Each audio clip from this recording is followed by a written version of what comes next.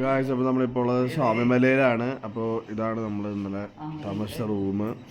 1, 2, ഇവിടെ 3 കട്ടിലുണ്ട്. ഇവിടെ വരുന്ന റേറ്റ് എന്ന് പറഞ്ഞു കഴിഞ്ഞാൽ 2000 രൂപയാണ്. ഇതാണ് ഏറ്റവും സാധാരണക്കാർക്ക് അത്യാവശ്യം നല്ല രീതിയിൽ താമസിക്കാൻ പറ്റുന്ന ഒരു റൂം. ഞങ്ങളിവിടുന്ന് വെക്കേറ്റ് ചെയ്യാണ്.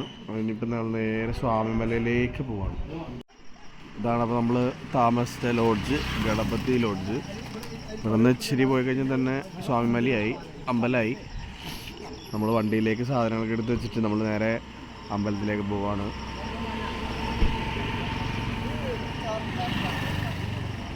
നമ്മളപ്പോൾ സ്വാമിമലയിൽ ഒരു ചെറിയ കോഫി കുടിച്ചേക്കാന്ന് വിചാരിച്ച് വന്നേക്കുവാണ്.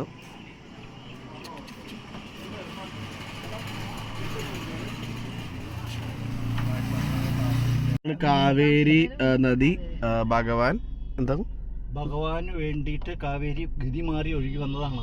ഓക്കെ, അതാണ് നമ്മുടെ സ്വാമിമലയിലേക്കുള്ള ഒരു വഴി. ഉണ്ടോ? ഇത് അവിടെ ദൂരെ കാണുന്നതാണ് സ്വാമിമല. നമ്മൾ അവിടെ പോയിക്കൊണ്ടിരിക്കുകയാണ്. പക്ഷെ ഡെവലപ്മെന്റ് ഇല്ല കേട്ടോ, ഇവിടെ ചെന്നാലും ഒരു ഡെവലപ്മെന്റ്. അങ്ങനെ ഇവിടുത്തെ പാർക്കിംഗ് നമ്മൾ കംപ്ലീറ്റ് ചെയ്തിരിക്കുന്നു. നമ്മൾ അമ്പലത്തിൻ്റെ പുറകിലാണ്, അവർ ഫ്രണ്ടിലാണ്. ഞാൻ പാർക്ക് ചെയ്യാനായിട്ട് പുറകിലേക്ക് വന്നതാണ്. ഇതാണ് നമ്മുടെ സ്വാമിമല അമ്പലത്തിൻ്റെ പുറകു വശം.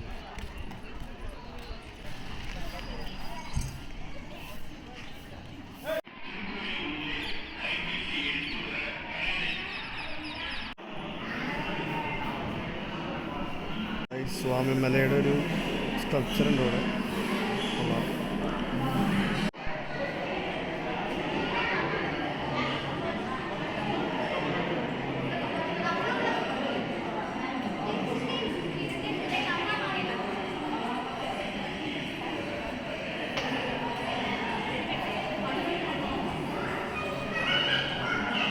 അപ്പോൾ ഇവിടെ സ്പെഷ്യലായിട്ടുള്ള സംഭവം എന്ന് പറഞ്ഞാൽ 100 രൂപയാണ്. 100 രൂപ കൊടുത്തു കഴിഞ്ഞാൽ നമുക്ക് സ്പീഡിലേക്ക് ദർശനം നടത്താൻ പറ്റും. അതുകൊണ്ടാണ് നമ്മൾ ആ 100 രൂപയ്ക്ക് എടുത്തത്. കാരണം നമുക്ക് ഇവിടെ കുറച്ച് വഴിപാടും കാര്യങ്ങളുണ്ട്. അതുകൊണ്ട് നമ്മൾ സ്പീഡിൽ പോകാൻ പറ്റും 100 രൂപ.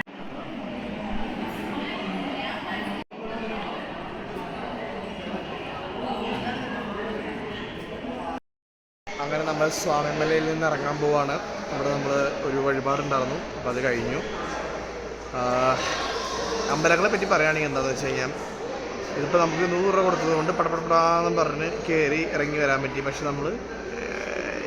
ഇതിലിപ്പോൾ നമ്മളിതിൽ ന്യായമായിട്ട് പറയുകയാണെങ്കിൽ ഇവിടെയുള്ള ആൾക്കാർക്ക് ശമ്പളം കൊടുക്കാനായിട്ട് ആ പൈസ ആവശ്യമാണല്ലോ എന്ന് വിചാരിച്ച് നമുക്ക് ആശ്വസിക്കാം. പക്ഷേ അപ്പോഴും കുറേ പേര് അവിടെ തിരക്കിലും പെട്ട് നിൽക്കുന്നുണ്ട്. അതിപ്പോൾ എല്ലാ അമ്പലങ്ങളിലും അങ്ങനെയാണ്. പക്ഷെ അത് നമ്മൾ ന്യായീകരിക്കുന്ന സംഭവം എന്ന് പറഞ്ഞു കഴിഞ്ഞാൽ അവിടെയുള്ള ആൾക്കാർക്ക് ശമ്പളം കൊടുക്കാം. പക്ഷെ നല്ല കാര്യം കേട്ടോ, അവിടെയുള്ള ആൾക്കാർക്ക് ജോലി ചെയ്യുക, അവർക്ക് ശമ്പളം കൊടുക്കാനുള്ള പൈസയായിട്ട് ഈ വഴിപാടുകളൊക്കെ നമുക്ക് കാണാം. മനസ്സിലായോ?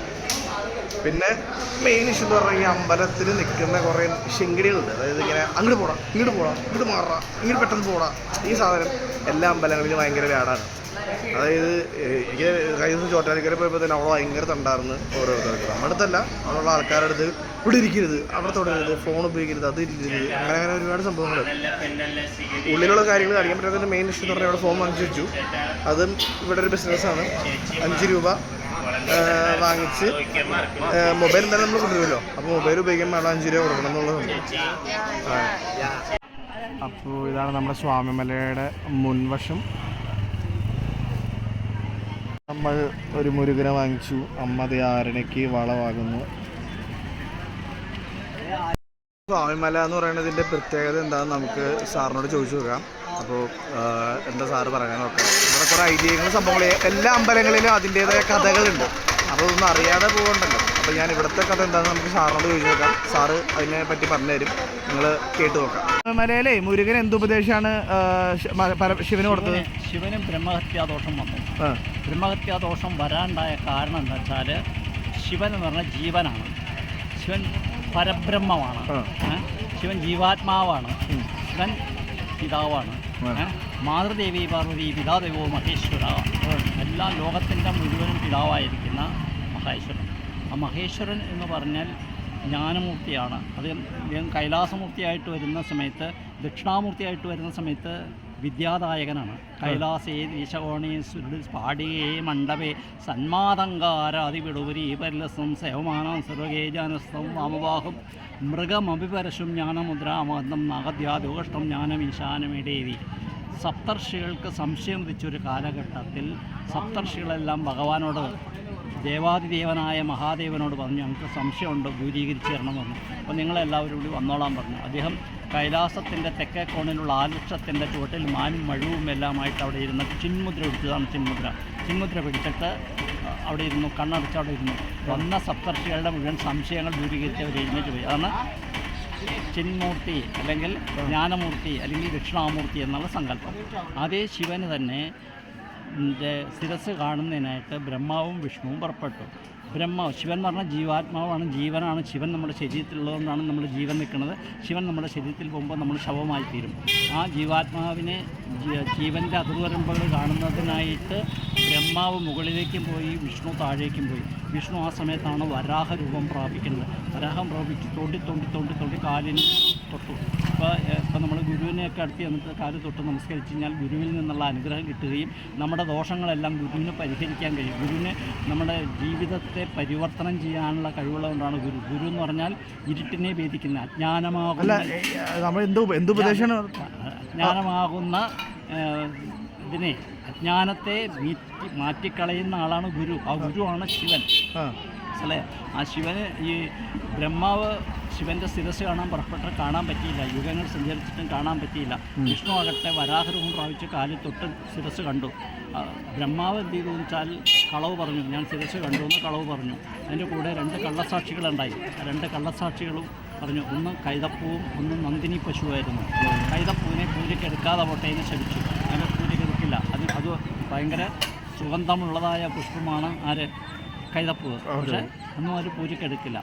നന്ദിനിയെ ശപിച്ചു, നിന്നെ കണ്ടുകൊണ്ട് പോകണവരുടെ കാര്യങ്ങൾ നടക്കാതെ പോട്ടെ നോക്കി. പിന്നെ പാല് ചൊരുന്ന് ശിവലിംഗത്തിൽ അഭിഷേകം ചെയ്ത് ശാപമോക്ഷത്തിന് തരുന്നു കഴിഞ്ഞപ്പോൾ പറഞ്ഞു, നിൻ്റെ മുൻവശം മുഖം കണ്ടുകൊണ്ട് പോയാൽ കാര്യം നടക്കാതെ പോകും, പക്ഷേ നിൻ്റെ പുറകുവശം കണ്ടിട്ട് പോയാൽ കാര്യം നടക്കും. പക്ഷേ എങ്ങനെ നിന്നെ കയറിട്ട് കെട്ടിക്കൊണ്ടുപോകുമ്പോൾ അങ്ങനെ പറഞ്ഞാൽ ശാപമോക്ഷം കൊടുത്തു. അത് കഴിഞ്ഞിട്ട് എന്തായി, ഇപ്പോൾ ഈ ബ്രഹ്മാവിന് 4 ശിരസ്സുണ്ടായിരുന്നു. 4 ശിരസ്സാണ് കളവ് പറഞ്ഞത്. ആ കളവ് പറഞ്ഞ ശിരസ് മോതിരവിരലും തള്ളവിരലുണ്ട് കിള്ളിക്കളഞ്ഞു. അങ്ങനെ ശിവന് ബ്രഹ്മഹത്യാദോഷം വന്നു. ബ്രഹ്മഹത്യാദോഷം വന്നതിലെല്ലാം പറഞ്ഞു കൊടുക്കുന്ന ആൾ സുബ്രഹ്മണ്യസ്വാമിയാണ്. സുബ്രഹ്മണ്യസ്വാമി യോഗീശ്വരനാണ്. സുബ്രഹ്മണ്യസ്വാമി ഷൺമുഖൻ എന്ന് പറയുന്നതെന്ന് വെച്ചാൽ 6 മുഖം എന്ന് പറഞ്ഞാൽ ശരീരത്തിലെ ഷഡാധാരമാണ്. 2 ഭാര്യമാരെന്ന് പറഞ്ഞാൽ ഇടയും പിണ്ടയുമാണ്. പക്ഷെ ആൾക്കാർ ധരിക്കുന്നത് വേറെ ഭാഷയിലാണ്.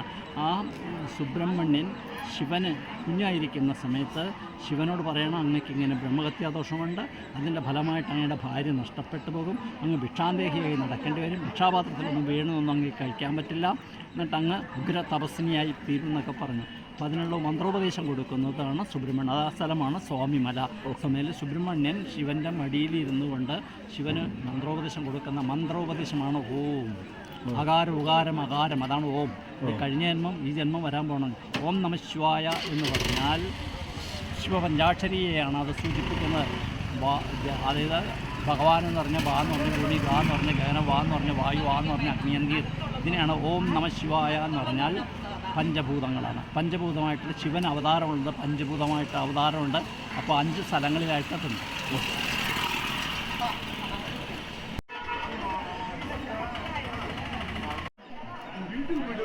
ഇപ്പോൾ ഗായ്സ്, ആ സ്വാമിമലയുടെ ഒരു സൈഡ് വേ ഞങ്ങൾ നേരെ പുറകിലേക്ക് വണ്ടിയെടുത്തേക്ക് പോവാണ്. കേട്ടോ, ഇങ്ങനെയാണ് ഇവിടുത്തെ ഒരു ഇത്. സംഭവം വലിയ അമ്പലങ്ങളൊക്കെ ആണെങ്കിലും പുറം ഭാഗമാണ് മോശം. നമ്മൾ ആ രവൂട്ടറിന് നമ്മളൊരു ജീപ്പ് വാങ്ങിച്ചിട്ടുണ്ട്. പിന്നെ നമ്മുടെ വണ്ടിയിൽ വയ്ക്കാനായിട്ട് ഒരു മുരുകൻ്റെ ഇത് വാങ്ങിച്ചിട്ടുണ്ട്. നമ്മളങ്ങനെ രാവിലത്തെ ഭക്ഷണം കഴിക്കാൻ പോവാണ്. ഇതൊക്കെ ഇങ്ങനെ ചെറിയ ചെറിയ കടകളേ ഉണ്ടാവുള്ളൂ കേട്ടോ. പക്ഷെ വിശക്കുന്നുണ്ട്. ഭക്ഷണത്തിൻ്റെ കാര്യത്തിൽ നമ്മുടെ എറണാകുളം കേരളത്തിൻ്റെ ഇതിൽ വേറെ ലെവലാണ്. കാരണം ഇവിടെ വന്നു കഴിഞ്ഞാൽ ഭക്ഷണത്തിൻ്റെ ഒരു ഭയങ്കര ഷോക്കാണ്.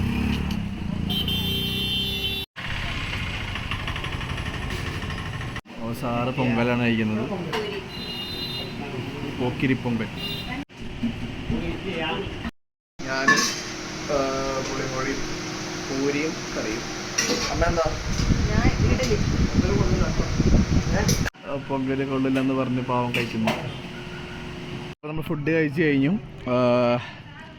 ഗായ്സ്. അപ്പോൾ നമ്മൾ ഫുഡ് കഴിച്ച് കഴിഞ്ഞു.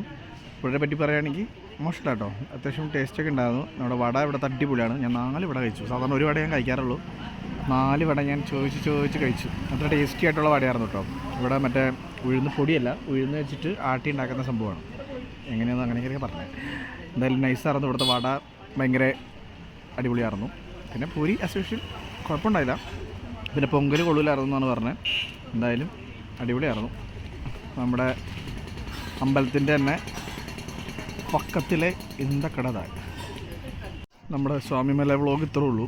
ഇനി നമ്മളിപ്പോൾ അടുത്തത് ഏതോ ഒരു അമ്പലത്തിലായിട്ട് പോകുന്നുണ്ട്. അതേതാണെന്ന് കാണാൻ നിങ്ങൾ അടുത്ത വീഡിയോ പോയി നോക്കൂ.